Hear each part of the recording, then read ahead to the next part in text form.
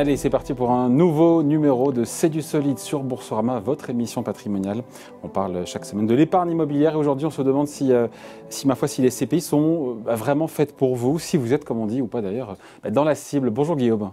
Bonjour David. Alors, que ce soit, je sais pas, un conseiller financier qui vous dit, voilà, qui vous propose d'investir dans une SCPI, que ce soit en relation, un pote, un copain, un ami qui vous dit, voilà, qui vante les mérites de la pierre papier, avant d'investir, il y a toute une batterie de questions à se poser pour savoir si ce produit d'épargne est ou pas destiné ou fait pour vous. Exactement. Je pense qu'une des premières questions qu'il faut se poser quand on achète une SCPI, c'est, il y a évidemment son appétit pour le risque et pour avoir un risque immobilier, mais surtout, quel est le délai et quel est l'horizon de placement. La SCPI est un placement long terme. Donc, parce qu'on investit dans l'immobilier commercial, de bureaux.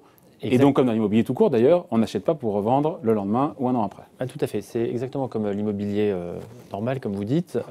Quand vous achetez, vous avez un certain nombre de frais, de notaires, et puis il faut porter cet immobilier, vous devez le louer. Et donc, voilà, ce sont des cycles longs. Et puis, le marché immobilier peut parfois être favorable et monter, peut aussi baisser. Donc, c'est pour ça qu'on conseille aux gens de rester pour pouvoir traverser un petit peu les cycles et de profiter du rendement que peut donner la SCPI, mais sur un délai assez long. Donc il faut avoir du temps devant soi. Exactement. Quand on veut investir et acheter des parts de SCPI, on se dit que c'est quoi, 5 ans, 8 ans, 10 ans minimum? Oui, moi je pense que c'est plutôt 8 à 10 ans. Ça peut être typiquement un bon produit pour préparer sa retraite.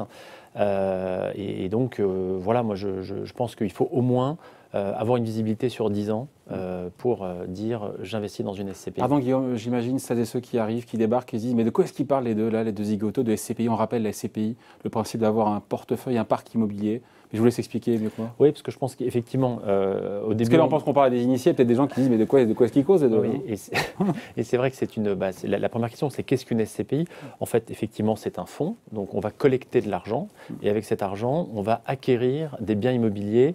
Alors, je parle du cas le plus classique, est la SCPI de rendement, dans un objectif de rendement. Donc, on va acheter des bureaux qu'on va louer, et avec ces loyers, moins les charges, on va servir un dividende à nos associés. Donc, c'est assez simple, c'est vraiment une boîte dans laquelle vous mettez de l'immobilier et on essaie commercial, de bureau, très diversifié exactement, et on collecte un certain nombre de loyers qui se transforment en dividendes pour les associés. Je reviens à la question d'avant. Si on n'a pas 10 ans devant soi, 8 ou 10 ans devant soi, on se dit mieux vaut ne pas y aller.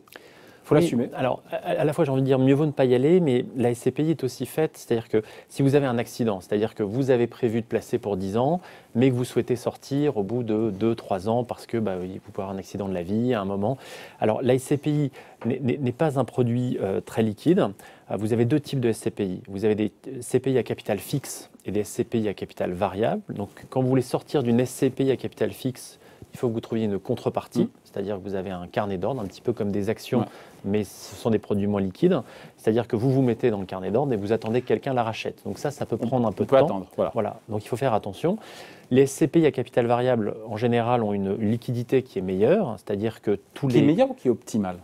Qui est meilleur? Alors, je dirais seulement qui est meilleur, parce que pour sortir d'une SCPI à capital variable, donc vous pouvez sortir tous les mois si il y a plus d'entrées que de sorties dans la SCPI. Donc, ce qui est souvent le cas. Je vais vous donner un exemple. Chez Sofidy, ça fait maintenant plus de 30 ans qu'on gère des SCPI, et on n'a jamais eu un mois où on a une difficulté de liquidité sur une... C'est jamais arrivé en 30 ans, mais ça peut arriver. Mais ça peut tout à fait arriver, exactement. Donc c'est pour ça qu'on ne conseille pas aux gens de rentrer pour sortir. Mais en revanche, voilà, si vous avez un accident, on n'est pas collé, on n'est pas bloqué. En théorie. Exactement. Contrairement quand vous faites un placement, par exemple, dans un fonds dit de private equity, etc., où là, vraiment dans le non-coté, tu as raison, et bien là, dans ce cas-là, vous êtes vraiment bloqué. Là, dans une SCPI, vous avez une forme de liquidité. De ces sommes en cours de route si besoin est. Tout à fait. Pour savoir si c'est adapté aux uns et aux autres, à celles et ceux qui se disent oh là, pour ma retraite, mieux vaut que j'ai un petit capital ou quelque chose qui verse des revenus, on s'inscrit pleinement là, dans cette logique-là pour le coup avec une SCPI. Oui, alors il faut savoir que c'est un risque immobilier. Donc ce qui est important quand vous faites des placements, c'est diversifier votre risque. Donc moi, je considère que ça reste une bonne classe d'actifs diversifiante parce que vous avez peut-être acheté votre résidence principale, vous avez peut-être une résidence à la campagne. Donc ça, Mais il y en a qui ne seront pas convaincus, qui vont se dire mais il est sympa, il me dit que ça diversifie, mais en même temps, si j'ai déjà l'immobilier en direct, ma résidence principale, l'investissement locatif, encore une couche d'immobilier, c'est pas le même immobilier. Exactement, c'est pas le même immobilier. Les dynamiques sont assez différentes entre le marché du logement, le marché Et du l'immobilier commerce d'entreprise. ou exactement l'immobilier de bureau. Donc les dynamiques sont un peu différentes, donc c'est un peu diversifiant. Mais par contre, il ne faut pas mettre tous ses œufs dans l'immobilier. Vous avez d'autres classes d'actifs, des obligations, vous avez des produits moins risqués comme le fonds général de l'assurance vie, le livret A. Et donc, ce qu'il faut, c'est une fois de plus avoir un portefeuille diversifié. Ouais, mais moi, je reviens à ma retraite. Oui. Si j'ai envie, idéalement, d'avoir, sans garantie, mais des dividendes, des loyers qui me sont versés, pour le coup, la SCPI s'inscrit dans ce cadre-là. Oui, exactement. La SCPI. C'est pas moi qui vais faire la promo non plus, là. Oui, c'est ça. Non, mais bien sûr, la SCPI et l'intérêt de la SCPI, c'est qu'on a un objectif de rendement. Et donc, tous les trimestres, la SCPI, Sans garantie. Bien sûr, sans garantie, quand elle le peut, un objectif de vous servir un certain rendement. Et donc, c'est pour ça que ça peut être un complément pour la retraite. Donc, c'est un complément non garanti, mais ça reste un complément. Et donc, ça peut être assez sympathique. Voilà, pas mal de questions à se poser pour savoir, encore une fois, si une SCPI ou pas est faite pour vous. Merci, Guillaume. Merci, David. Voilà, c'est la fin de cette émission. Rendez-vous la semaine prochaine pour un nouveau numéro de C'est du solide sur Boursorama.